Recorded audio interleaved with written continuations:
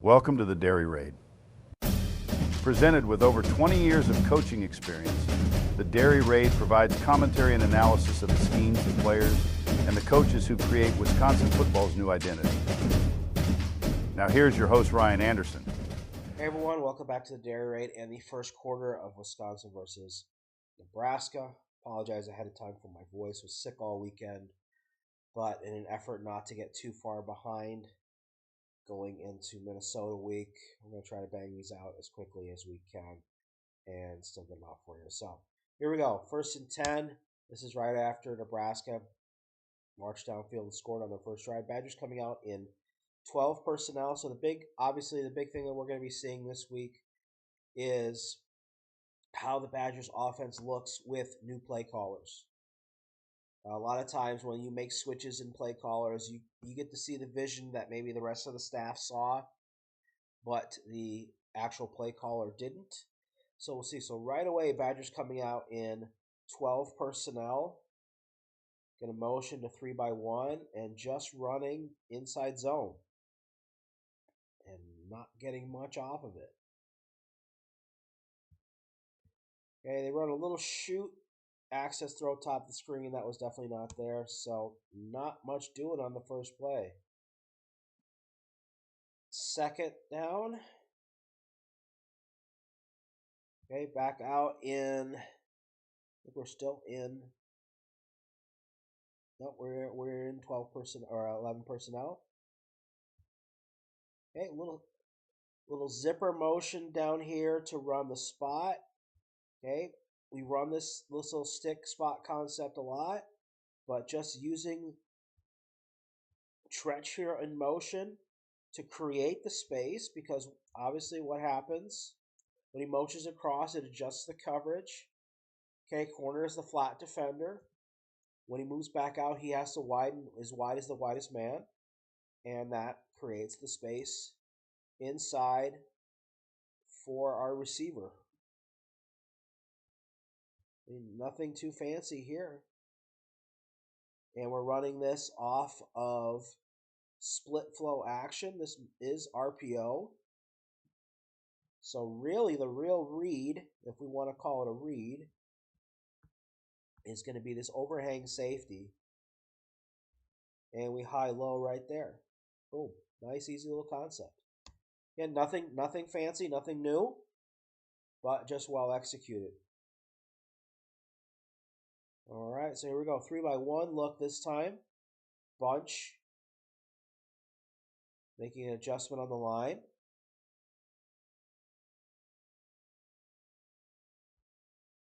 And just nice little leverage read. Okay. As soon as this corner flips his hips, we know we're going to be able to hit the out.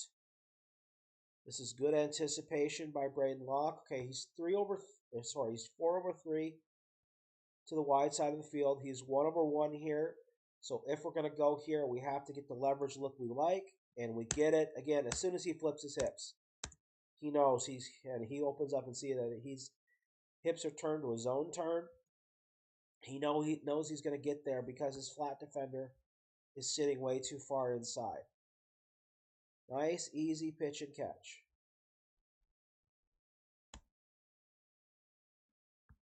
All right, we're moving the ball here. 2nd and 3. Okay, 12 personnel. Outside zone. RPO.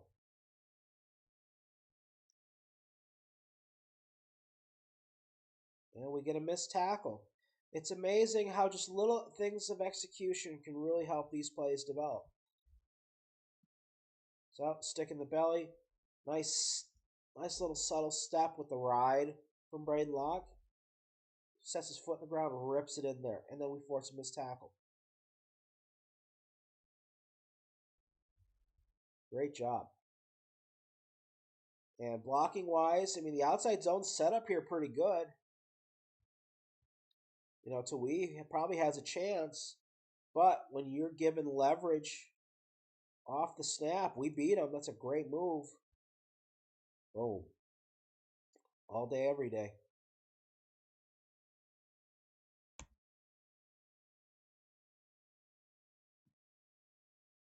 Okay. Oh, here we go. 1st and 10. 12 personnel again. Get a motion. Now we actually hand it off this time. Get pretty good push inside. Okay, so we're running center. Center H lead. Boom, boom, right there. Let's look at the box. Almost like the overhead angle better. All right. So a good job washing down with our down blocks. That number 0 is a strong nose tackle. So good job of walling him out by Huber. Good pull, good kick. All right, it's a nice little drive so far. 2nd and 4. Badgers come out in 12 personnel again.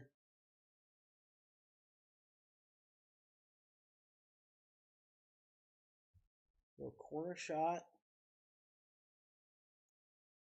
And on the whip action. And I think what Braden's expecting is, okay, we get post release collision right there. That really screws up the leverage of this corner route. I would expect Braden to throw it to the pylon, which he kind of does. But doesn't matter because we get the pass interference, which keeps this drive alive. So now we got 1st and goal at the 4-yard line. Okay, Badgers in 13 personnel. Get a motion to condense, and we're just going to throw the jump ball in the corner. And we come down with it. Something we really haven't seen. It's a good ball, really good ball placement. Because what I like about this ball placement, either he catches it or it gets tipped out of bounds. Foot in the ground, decisive, rip it over the top. And that is a great concentration, great catch, throwing into the sun. That is a tricky corner of the end zone to see the ball. So a really good first drive by the Badgers. A nice mix, really emphasizing the RPOs in the run game. Every run play had an RPO component to it. And Braden Locke was able to take advantage of that with some easy completions and simple one-man reads, get the ball out there quickly, and the Badgers were able to march the ball down the field, capping it off with a nice touchdown pass here in the corner of the end zone. So, not a bad way to start, and especially after we have to match Nebraska's opening drive. Defense gets a stop, so Badgers get the ball back here on the 29-yard line. 1st and 10 next series. Okay, 11 personnel.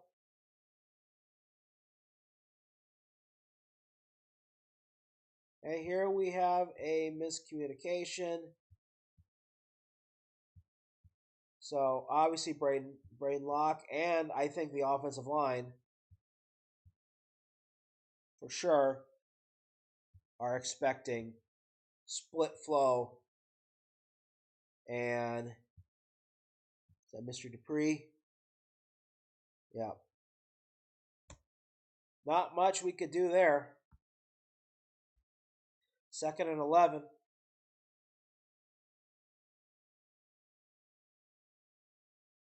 Okay. 11 personnel. Bunch look at the top of the screen. All right, here we go. Another good use. Okay, so this is play action. You can tell this, but because Braden doesn't quite perfectly seat the ball, his movement and his play action is set by his shoulder and his feet. Really good job. Boom. Stick it out. Okay, so what we're seeing so far early in this game is, and we'll look at the box and look at how the protection's set up here real quick. We'll talk about this. What we're seeing is how the coaching staff is trying to help Braden Locke by making his decision making simple. Like play action. Get the ball, throw it to the guy. Simple. One man reads. We're not making things difficult. Run plays. We're giving a simple one man RPO or one placement RPO. And so it's really making it easy for him to get some completions in a row, get some confidence. All right. So after that completion coming out in 3x1. Okay. So running, let's look at the box so I can get the blocking scheme a little bit better. Okay, inside zone. Okay, and not a bad job. You kind of don't like that you have to get a single block on their best interior defensive lineman, but it is what it is. And it's not a bad thing what Riley Mullman does here, where he sees the line. I mean, that's the linebacker he's climbing to. He sees him coming. He hits. But that is at the wrong time for the freshman running back to have a blocker flash in front of his face, because that's telling him to bump it outside. And what he ends up doing is he ends up running to the unblocked shoulder of about 3 defenders, when he could have just stuck his nose right in here and got maybe the same result, but without getting gang tackled by 3 people. So patience, but also seeing what's really happening. Not really there for the freshman on that play, but still a 5-yard gain, so we're not going to complain. Second and 5. Gonna motion. Gonna spike the crosser. Gonna take a shot. And are we tipped? Or is it because we get hit? I think it's because we get hit. So you can see the route that he wants to go for. Right here. We're going to spike that crosser. Going to throw him flat. Where Braden wants to throw this ball is right on the 30 of the number. And then we get beat in protection. Let's take a look here and see where we lost. So you can already see right off the gate, Riley Mullman's way too high. Way too high. And his edge rusher just gets underneath him and just carries him back. Then he gets his hands trapped too far inside and is able to swim around and make the contact. Individual battles. Now, for the most part this season, Riley Mullman was one of those guys last year that I highly criticized. He's been not great, but he has been consistent. And unfortunately, the last couple weeks, we're starting to see last year's Riley Mullman come back out. So, 3rd and 5. 2x2, offset. We're to the short side. We're going to motion to 3x1. And what we end up getting here is this just gets caught up way too long by Ashcraft. I don't know what he was waiting for when he set here. I know they're trying to set a pick. That much I know. But when his defensive back, or his linebacker, is playing at that kind of depth, he's going to get around. So what you don't want him to be able to do is to match you laterally. He's going to be able to come downhill. But this hesitation actually allows this linebacker to get the extra step, so he's able to break downhill on the ball instead of laterally. And that's what leads to this incompletion. I mean, if anything, I want to see him breaking like right here So he can turn, catch the ball right about here, okay, earlier, and maybe able to turn upfield. Okay, it's not a terrible throw by Braden. It's a good effort, but we can make this a lot easier if we break a little bit sooner, not hesitate. Okay, we're just clear. This is just, sail, excuse me. Work inside, back outside to the corner. They're really making sure that Pauling ain't getting back outside. So that's the correct read. But we need a better route by our tight end. Okay, which leads to 4th and 5 and the Badgers' first punt. Next series, 1st and 10. Again, defense holding strong so far. Coming back after a turnover, I believe.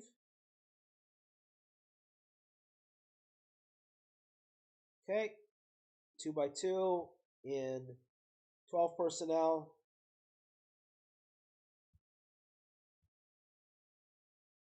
Yeah, I really like this concept. Too bad the execution wasn't quite there. All right, so we're running the seam as a clear. Running our flat, and then we're setting the running back on the corner. Really difficult route for a defense to cover because you end up isolating the running back. You usually have a linebacker. And unfortunately, what ends up happening is we just dropped a pass. Because it is the right read. Because the progression is 1 to 2 right here. All right, so Ashcraft is the first read. He's open, and the reason he's open is because their corner is sagging on the corner route by Dupree. We just drop it. I mean, a little high, sure. Tucker Ashcraft's a Division I tight end. He needs to catch that. All right, 2nd and 10. Okay, stretch. And Nebraska is all over it.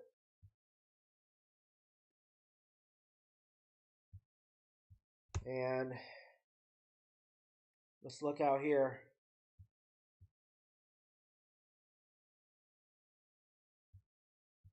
So I don't know if Matt Rule is still doing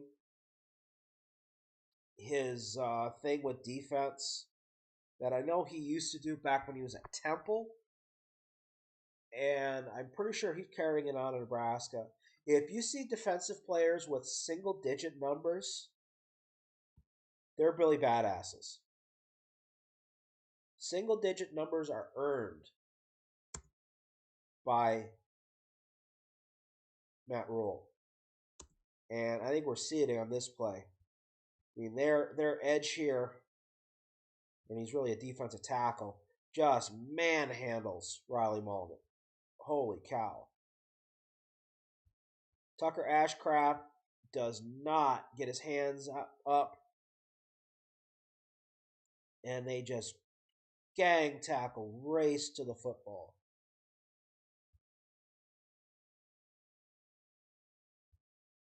Yeah, and this is all straight for Mulligan. First thing being slow out of his stance,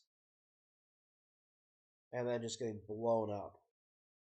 Not much that Tui Walker could do in that situation. So leads. All right, so we go 3rd and 12.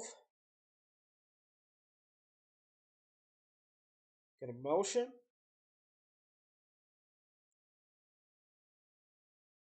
Going to come out. I'm going to show mesh, but no, we're going to break back out.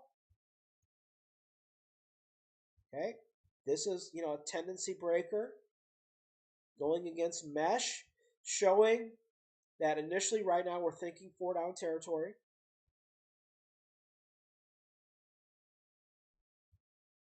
And so we show, instead of running the mesh, we show the little return sitting outside. catch, turn. Okay, pick up a good chunk of yards.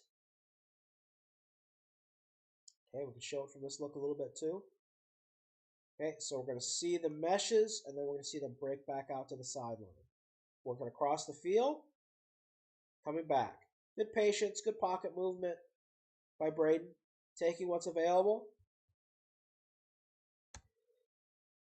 And that leads to 4th and 5, which the Badgers do attempt a field goal. The first one is negated by delay of game.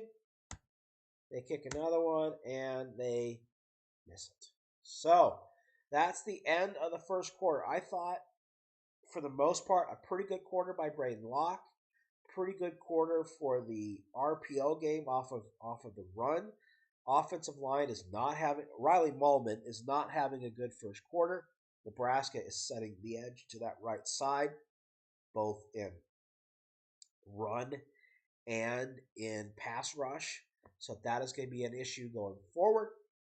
But all things considered, given the disaster we've seen at times from Braden Locke, this is a good start. So next time we'll take a look at the second quarter. Thank you for watching, and we will see you.